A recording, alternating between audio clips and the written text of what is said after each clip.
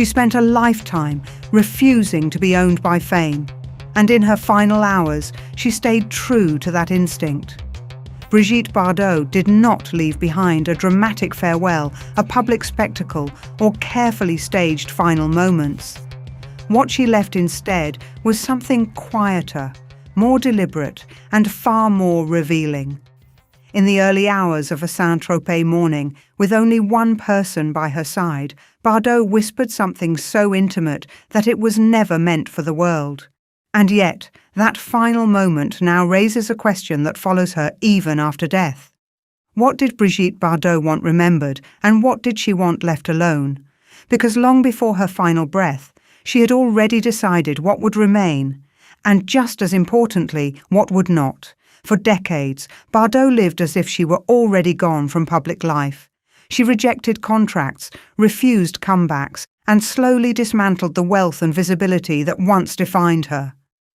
According to people who knew her closely, money itself became something she actively distrusted. In her own words, she once said that wealth depressed her. That belief shaped every major decision she made in the last half of her life. Rather than expanding her fortune, Bardot reduced it. She sold properties, she declined lucrative offers.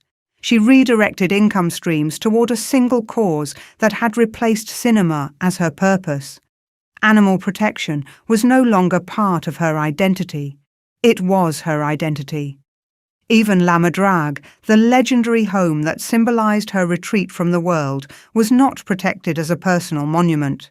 According to her biographer, Bardot auctioned off real estate to launch her foundation and later mortgaged La Madrague itself to sustain its work. In 2020, she reportedly placed a villa in Cannes on the market, valued at around €6 million, continuing a pattern that had little to do with lifestyle and everything to do with intention. But while she spent years planning what would happen to her money, she was equally specific about what would happen to her body. Years before her death, Bardot made it clear that she did not want a public farewell. She did not want crowds, ceremonies, or a place that could be turned into a site of spectacle. In 2018, she stated her wish to be buried in the garden of her home in Saint-Tropez, far from the city cemetery. Her reasoning was characteristically blunt. She said she did not want her family grave destroyed by people who did not respect it. This was not fear. It was control.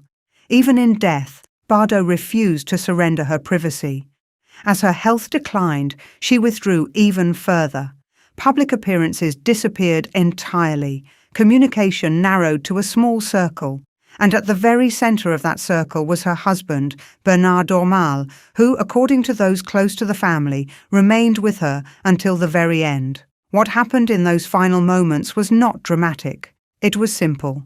According to the Foundation's communications director, Dormal could hear her breathing normally. Then, just before dawn, at exactly 5:55 a.m., she whispered a final word of love. That was it. No speech, no declaration, no message for the public.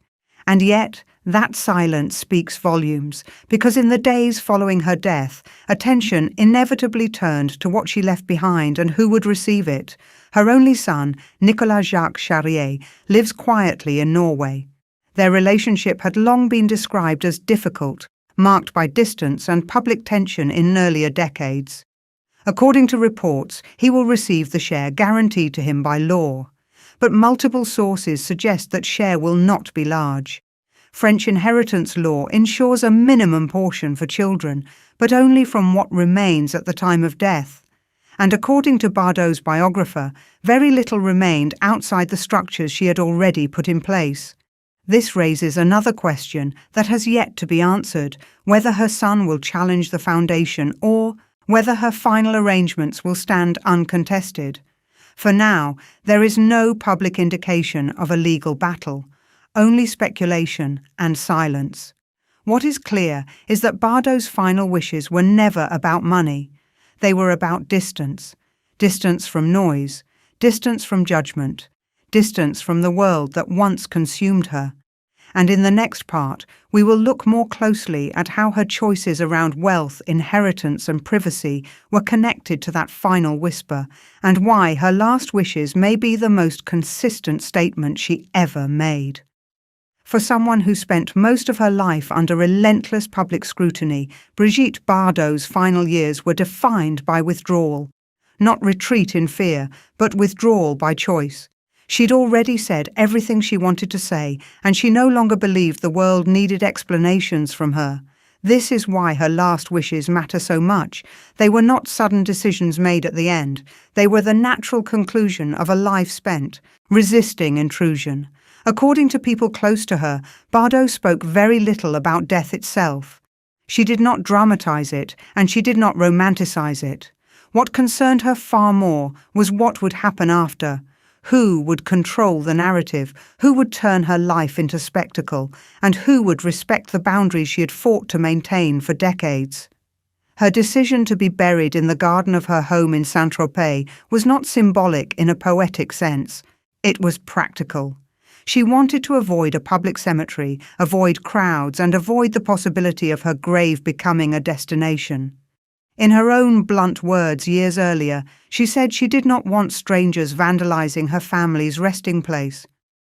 It was a statement rooted in mistrust, not bitterness. This desire for control extended to every aspect of her final arrangements.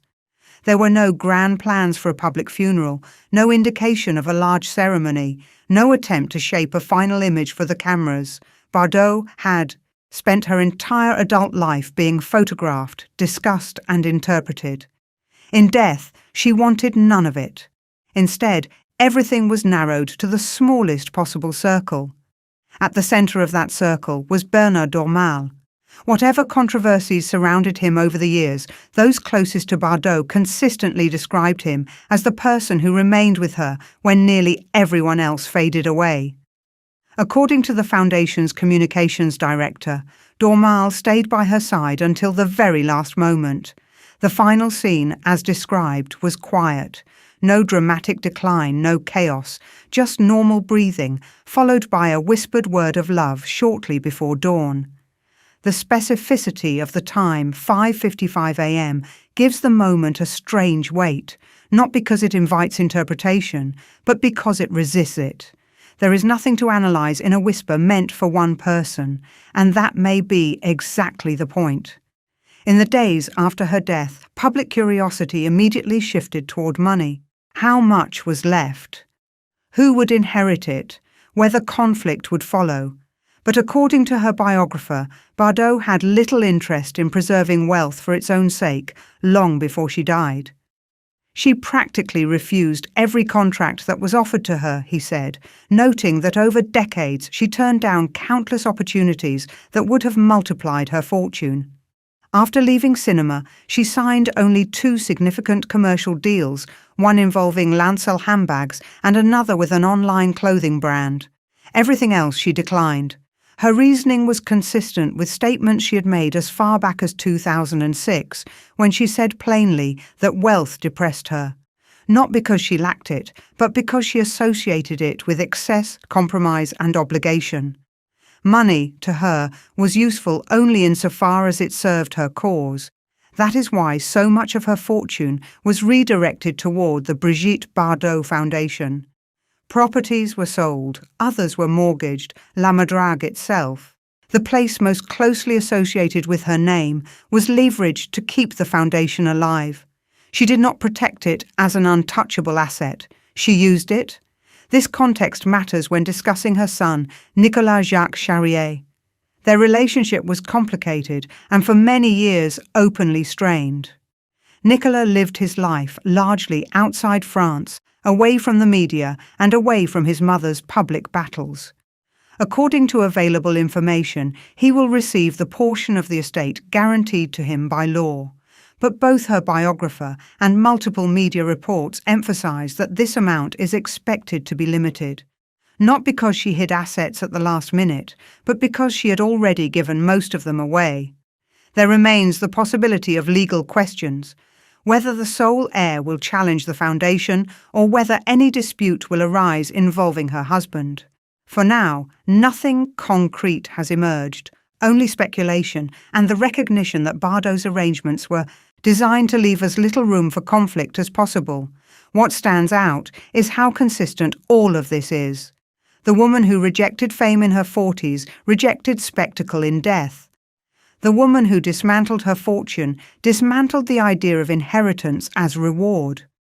The woman who lived in isolation chose a farewell that matched that isolation.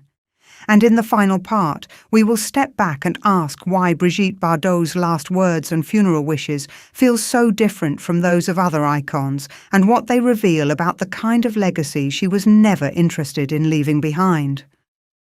What makes Brigitte Bardot's final chapter so striking is not what she said, but what she refused to turn into performance.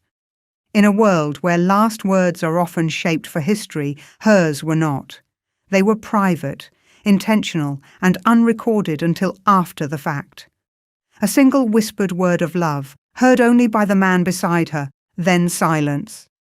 That silence completes the pattern of her life. For decades, Bardot resisted the idea that she owed the public closure.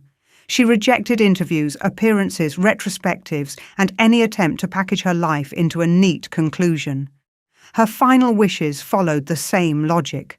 No public funeral, no state ceremony, no cinematic farewell, just a burial in the garden of her home, away from crowds, away from commentary, away from strangers.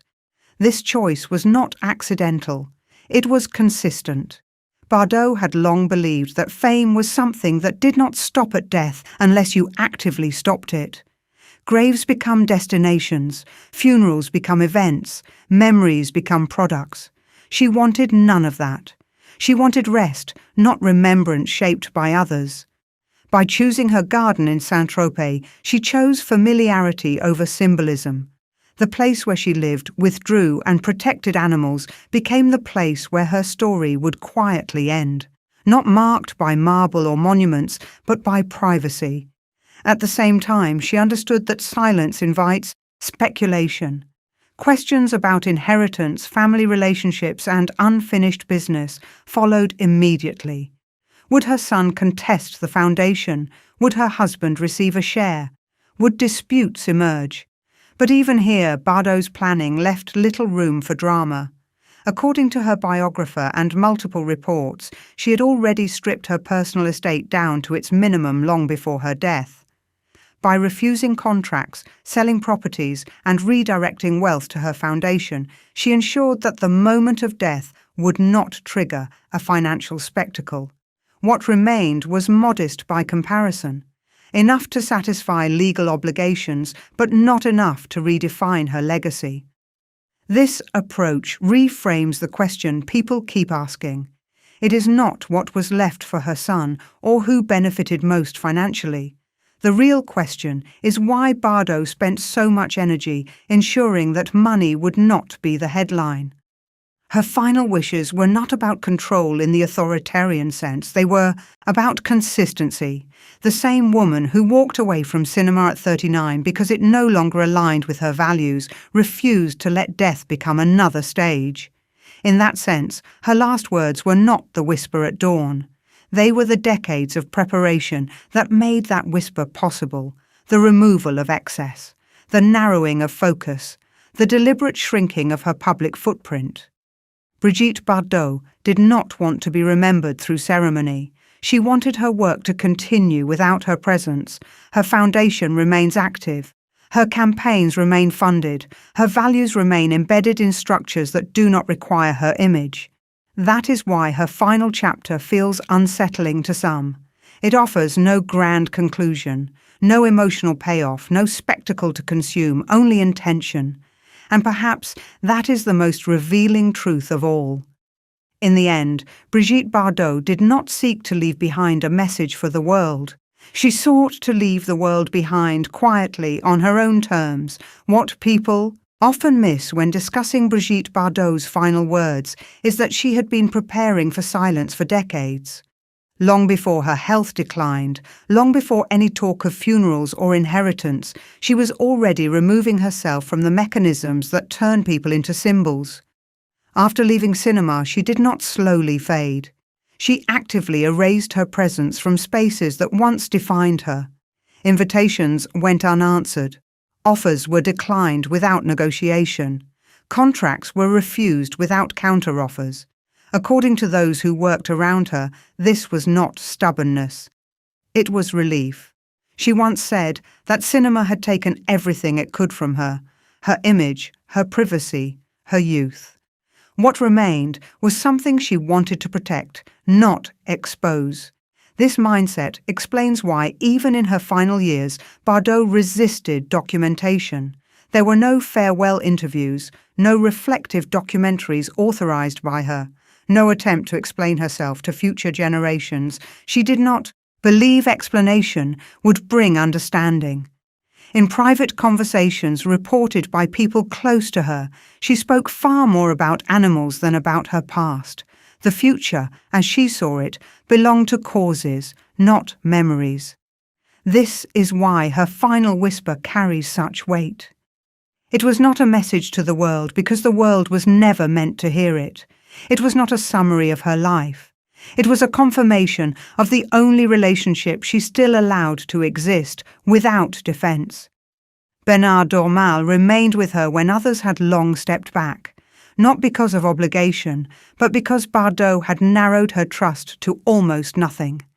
That final word of love was not dramatic because love for her was not performative, and that distinction matters. In celebrity culture, last words are often treated as clues, as statements meant to unlock meaning. Bardot rejected that framework entirely. She did not want interpretation, she wanted quiet.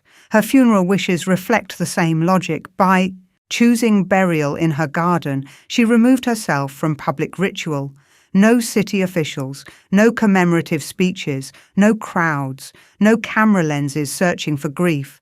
She understood that cemeteries connected to famous names rarely remain private. They become destinations. She wanted none of that. This decision was not driven by fear of disrespect alone. It was driven by a lifetime of being consumed. Even grief, she believed, could be exploited. Her blunt phrasing about avoiding strangers was not cruelty. It was realism. The same realism shaped her views on inheritance. She knew that death often triggers conflict not because people are greedy, but because uncertainty invites interpretation. So she removed uncertainty. By the time she passed away, the question was not who gets what, but whether there was anything left to divide. According to her biographer, there was very little. For more than 50 years after leaving cinema, Bardot systematically refused opportunities that would have dramatically increased her wealth. While others from her era capitalized on nostalgia tours, brand revivals, and licensing deals, she stepped away entirely. Only 2 major commercial agreements broke that pattern. One with Lancel handbags, another with an online clothing brand. Both were exceptions, not strategies. Everything else she declined. Her reasoning remained consistent. Wealth, she said, depressed her. Not because it was immoral, but because it came with expectations she refused to meet. Instead, she chose to convert wealth into action. Properties were sold, others were mortgaged, royalties were redirected. La Madrague itself was no longer sacred ground. It was leverage, a tool to keep the foundation alive. This approach reshapes how we understand her relationship with her son. Nicolas Jacques Charrier lived his life largely outside her orbit. Distance defined their relationship for years. While later reports suggest a form of reconciliation, it was never public, never performative. Under French law, he is entitled to a reserved portion of the remaining estate. According to available information, he will receive it. There is no indication of exclusion or illegality, but what he inherits is not a fortune. It is what remains after decades of intentional depletion. This is where public misunderstanding often turns into judgment. Some interpret this as punishment. Others see it as neglect. But Bardot herself framed it differently. She believed that inheritance was not proof of love. She believed love existed outside money.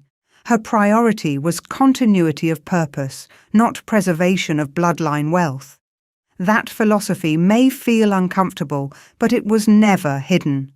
Speculation remains about whether legal challenges could arise, whether the foundation could be contested, whether her husband could receive additional benefits. As of now, nothing concrete suggests conflict.